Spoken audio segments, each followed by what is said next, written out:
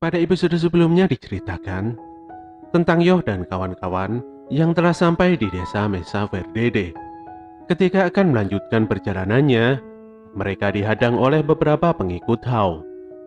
Boris yang merupakan seorang vampir dengan ganasnya menyerang mereka semua. Sikap Boris yang jahat karena tidak memperdulikan temannya membuat Ryu naik pitam. Dengan mengerahkan seluruh kekuatan miliknya, Ryu akan meladeni tantangan Boris dan pasti akan mengalahkannya.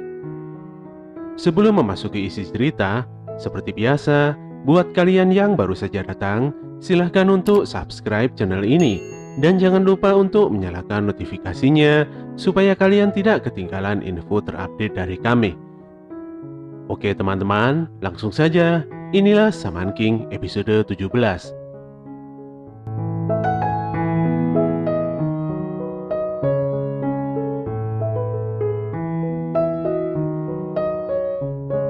Ryu begitu sebal ketika ada orang yang dengan sengaja mengambil jalan kehancuran.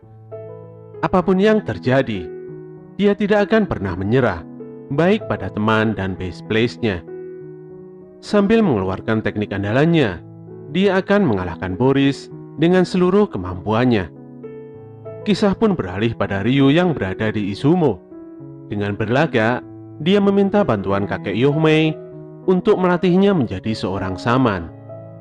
Tapi sang kakek malah mengajarnya dengan kekuatan Shikigami-nya. Yohmei meminta Ryu untuk pulang saja, karena Ryu hanya berniat ingin menjadi populer atau pamer saja. Ryu pun langsung diusir dari rumah keluarga Asakura ini. Yohmei benar-benar tidak mempunyai alasan yang tepat untuk melatih Ryu. Namun di dalam hatinya, kakek Yohmei sebenarnya meminta maaf karena dia tidak bisa melibatkan Ryu dalam pertarungan keluarga Asakura. Ryu pun kesal dan menganggap kakek Yohmei sangat pelit dalam berbagi ilmu. Saat itu Tokagero muncul dan menasehati Ryu. Mau berapa kali mencoba, Yohmei nampaknya tidak akan mengajari Ryu. Munculnya Tokagero membuat Ryu agak kaget. Tokagero juga tidak memiliki alasan mengapa dia ada di sana. Namun yang pasti, dia telah kehilangan tempatnya untuk kembali. Di pinggiran laut, Ryu dan Tokagero ngobrol berdua. Tokagero sepertinya sudah kehilangan rasa dendamnya. Dengan lesu dia jadi bingung sendiri. Mengapa dendamnya hilang tanpa jejak? Padahal dulunya dia memiliki dendam kesumat, tapi sekarang dia tidak peduli lagi pada Amidamaru. Setelah merasuki Yoh, semua hal yang mengganjal di hati Tokagero langsung menghilang. Dia tidak menyangka dirinya yang begitu jahat menjadi sangat lembek sekarang. Ryu pun menghiburnya.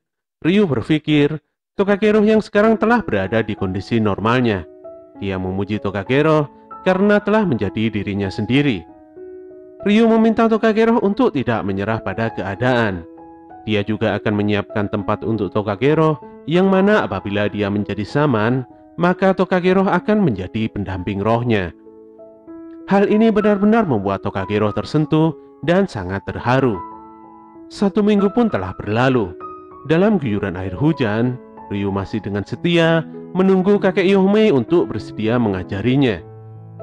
Mikihisa meminta Yohmei yang merupakan ayahnya ini untuk lebih peduli pada Ryu dengan memberikannya latihan. Saat itu, Ryu nampak pingsan tak sadarkan diri. Besoknya, Ryu telah tersadar di pinggiran sungai. Yohmei menyampaikan bahwa dia sekarang akan menguji tekad Ryu. Yohmei mengakui kalau Ryu memiliki potensi di dalam dirinya. Dia pun menugaskan Ryu untuk menempuh puncak Gunung Sensusan di ujung sungai ini tanpa menggunakan jalan aspal. Kalau Ryu berhasil mencapai puncak, maka kakek Yohmei berjanji akan langsung melatihnya. Ryu pun langsung memantapkan hatinya. Dia membangunkan Tokagero untuk segera mendaki gunung. Ryu pun langsung memulai langkah pertamanya dan dia pun langsung jatuh ke sungai ketika mencoba memanjat sebuah tebing.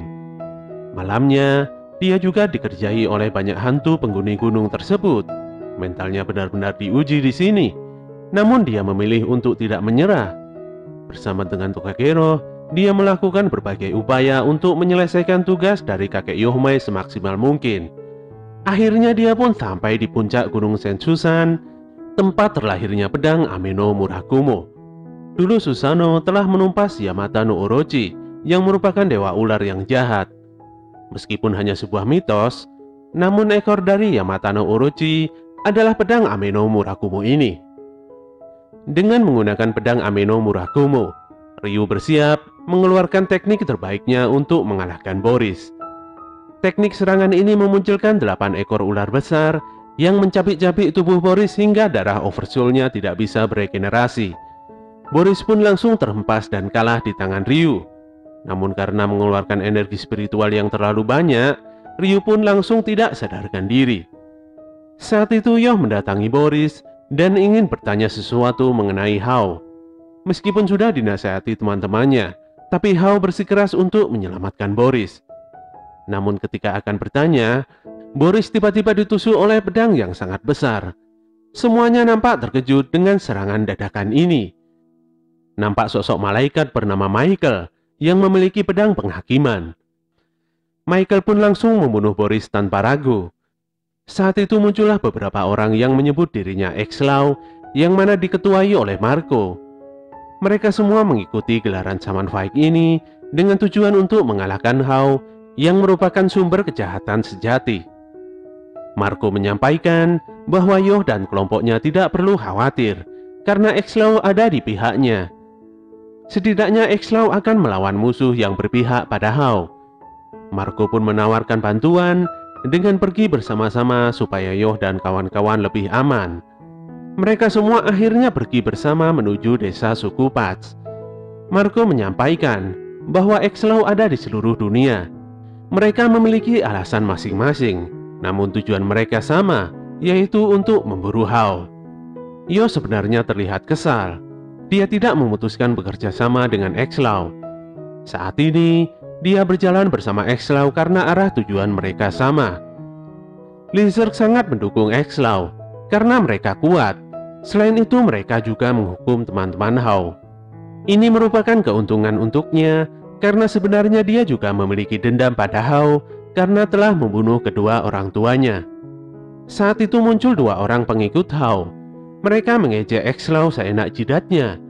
Tiba-tiba salah satu pengikut Hao yang bernama Big Guy Bill menyerang X-Law dari belakang. Dia adalah mantan atlet rugby dengan 21 roh rekan bermainnya yang tewas dalam sebuah kecelakaan.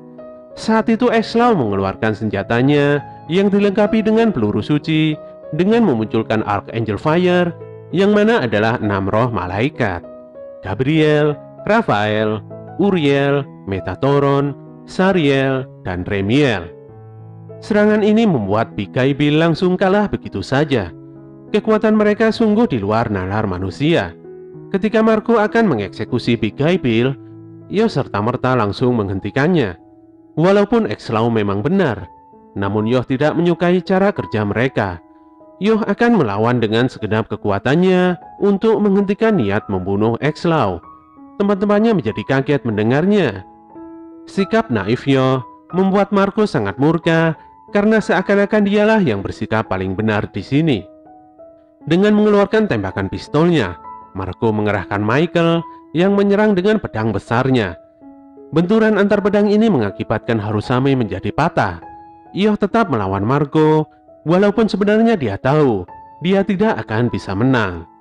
Karena keberaniannya yang ngawur dan menyedihkan, Marco pun mengampuni Yoh begitu saja. Yoh pun hanya terdiam dan sebal, sambil memandang pedang Harusamenya yang telah patah. Tapi setelah itu dia tersenyum lebar, karena semua teman-temannya baik-baik saja. Teman-temannya benar-benar kesal dengan sikap Yoh yang seenaknya sendiri ini. Di lain tempat, helikopter yang membawa Manta telah sampai di Mesa Verdede. Dia datang bersama dengan Ana dan Tamao. Saat itu tiba-tiba muncul Hao, yang bersedia membantu mengantarkan mereka semua ke tujuannya. Hao mengungkapkan kalau dia lebih banyak mengetahui tentang tempat ini.